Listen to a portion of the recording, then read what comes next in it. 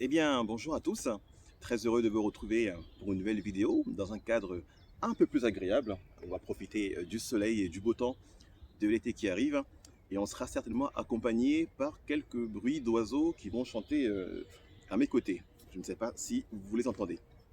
Je voulais revenir plus en détail sur la première vidéo que j'ai faite où je vais axer un peu plus précisément cette vidéo sur le projet que j'ai en fait d'accompagnement et qui est né en vérité d'un constat. Vous savez, moi j'ai effectué ma scolarité en passant par un BEP, un bac pro, un BTS, et j'avais le sentiment qu'on allait à l'école un petit peu comme si le destin était tracé. On sait d'avance où on serait orienté vers telle matière, sans qu'on ait vraiment son mot à dire. Il a manqué de référence. On va à l'école, un peu comme un radeau qui serait livré à lui-même, ouais, sur une rivière parfois calme, mais bien souvent tumultueuse, et on subit, sans savoir ce qu'on veut, sans savoir ce qu'on va faire. J'aurais aimé, moi, qu'il y ait une personne, à cette époque, à qui on pouvait s'identifier. Une personne qui vient nous voir, même pendant l'école, pendant les cours, et qui nous dit, vous inquiétez pas les gars, je suis passé par là avant vous. J'étais dans la même classe que vous, j'ai fait les mêmes écoles que vous, et aujourd'hui, je m'en suis sorti. On n'a jamais eu cette figure, surtout quand vous venez d'école type BEP, vous savez, des zones prioritaires, où on ne vous trace pas un destin très glorieux. Mais il n'y a personne qui vient vous rassurer et vous faites votre scolarité, vous avancez comme vous pouvez, mais avec beaucoup de difficultés. Et c'est pour ça que très souvent, bien des personnes sont dans des métiers qu'ils n'ont même pas choisis et qu'ils ont subi par le biais des orientations, par le biais des changements de classe, par le biais de différentes choses. Et en fait, quelque part, on subit son destin plutôt que de le conduire nous-mêmes. Alors bien sûr, c'est pas facile. Quand on est jeune, on ne sait pas dans quoi on va s'orienter. Quand on est beaucoup plus jeune, on ne sait pas quel métier est le bon ou est le mauvais. Mais en tout cas, il n'y a eu personne qui est venu nous dire, vous inquiétez pas les gars, ça va bien se passer. Et c'est un petit peu cette place-là, c'est un petit peu ce regard-là que je voudrais emmener. C'est pour cela que je mets ces vidéos aujourd'hui en ligne, pour dire un petit peu à toutes ces personnes qui ont subi la vie, qui n'ont pas pu avoir la chance de choisir leur destin, de leur dire qu'on va pouvoir encore s'en sortir, qu'on va pouvoir trouver des solutions et améliorer nos vies. Bien sûr, à condition de beaucoup de travail, et ça, ce sera le biais d'autres vidéos que je vais faire, où notamment je traiterai du racisme qu'on peut rencontrer, ou du moins de la préférence ethnique, hélas, qui existe encore. Comment éviter les pièges, comment se battre, comment s'en sortir, et surtout comment l'accepter. Comme j'ai dit dans une vidéo d'avant, il va falloir accepter le monde dans lequel on vit pour mieux le maîtriser. Oui, on n'a pas tous eu la chance d'avoir des parents qui pouvaient nous payer des meilleures écoles, de manière à ce qu'on puisse avoir les meilleures chances. Le fils d'ouvrier sera ouvrier à 95% des cas. Il n'y a que quelques-uns qui arrivent à s'en sortir, par chance, par volonté, par abnégation. Mais comment trouver ensemble le moyen d'y arriver? L'objet des prochaines vidéos qu'il y aura, je vais être un petit peu en mode comédien. À savoir, je vais postuler dans différentes branches pour faire différents métiers et pour qu'ensemble on puisse avancer et voir que on peut réussir en postulant par exemple sur un poste de comptable. Après, je vais changer, je vais postuler sur un poste de commercial. Après, je vais essayer de postuler sur un poste de direction commerciale, par exemple.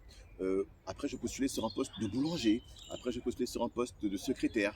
Voilà, je vais être la même personne, mais avec différentes faciès. Vous pourrez en juger. On va avancer. Vous savez, on va postuler de A à Z. Ensuite, on aura des retours. On va les traiter ensemble. On aura les entretiens. Et on verra quels sont les pièges qu'on va éviter dans certains métiers.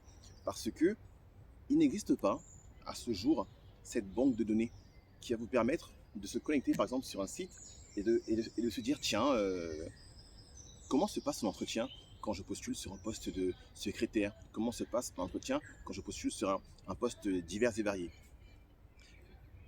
Et je vais essayer de vous montrer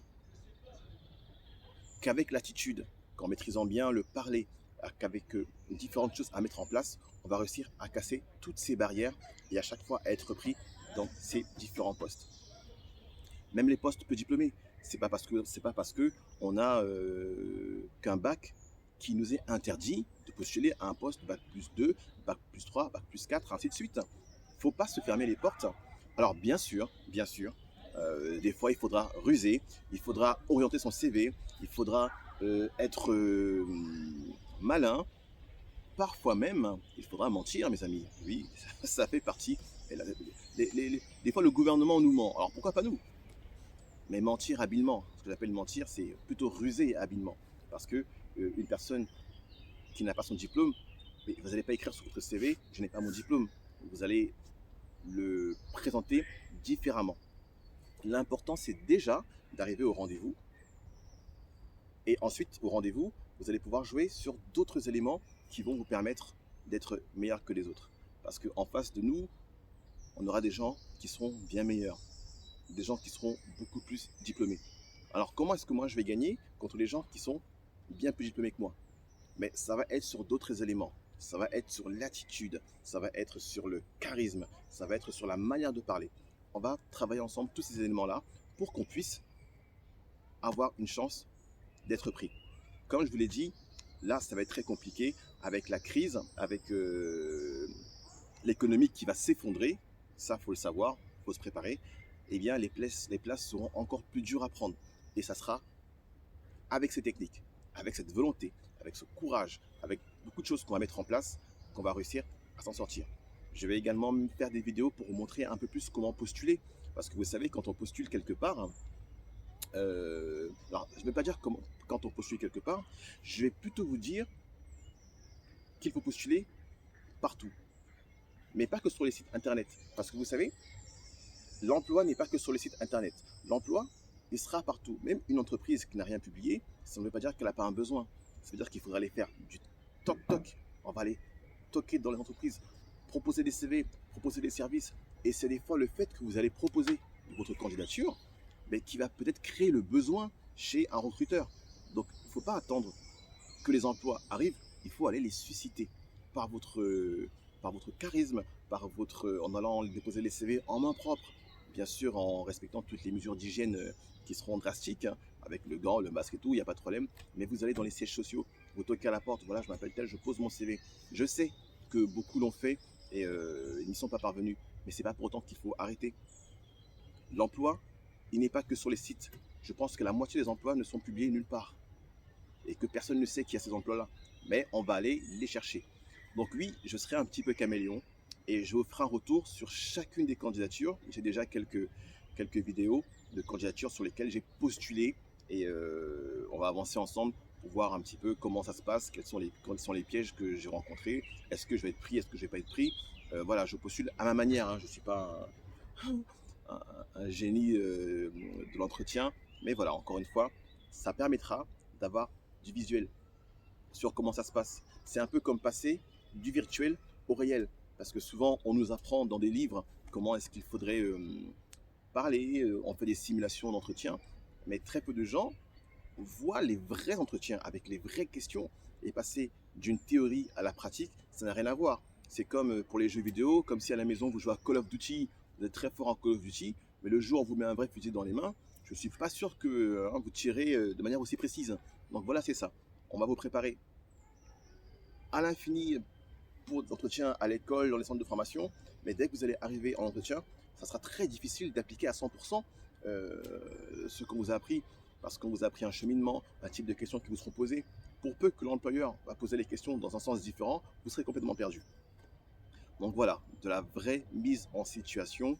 Bien sûr, je cacherai de temps en temps les noms des entreprises ou les noms des interlocuteurs ou les visages parce que ça ne va pas être très permis de les publier. Mais voilà, ça va être vraiment le but de ce projet-là, de pouvoir mettre ça en ligne et pourquoi pas avec le temps de vraiment créer une sorte de bibliothèque virtuelle avec des entretiens en ligne sur chaque corps de métier parce qu'il y a ce que moi je vais faire, mais je vais aussi demander à vous, mes prochains abonnés qui allez me suivre, soit de me suggérer des endroits où on va pouvoir postuler, des endroits qu'on va pouvoir attaquer, ou alors de vous-même, si vous vous êtes filmé quelque part, de m'envoyer les vidéos de manière à ce qu'on puisse créer une banque de données.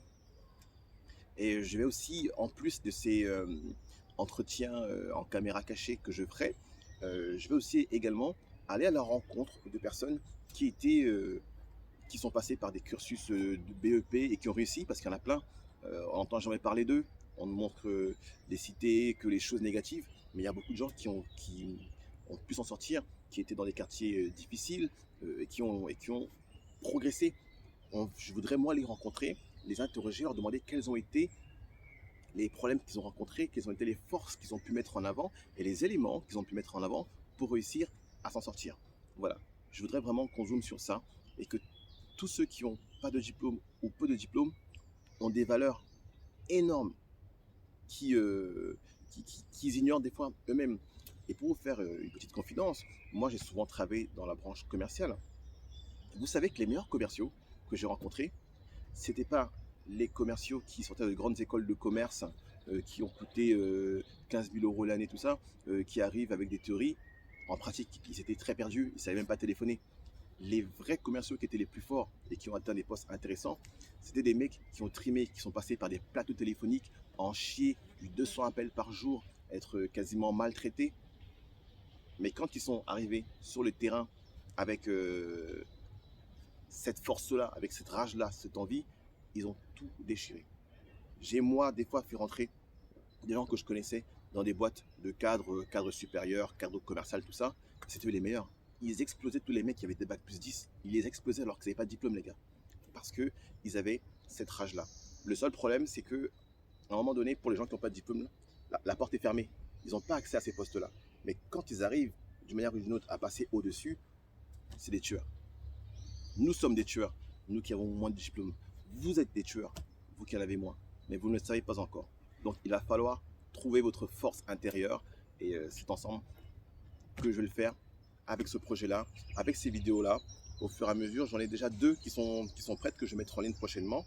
Où j'ai postulé pour un poste de manager d'une équipe pour gérer une équipe de 10 personnes et un autre poste de responsable commercial dans une branche juridique. Et voilà, donc j'ai étudié des pistes là, je vais postuler à gogo partout et on va mettre tout ça en ligne.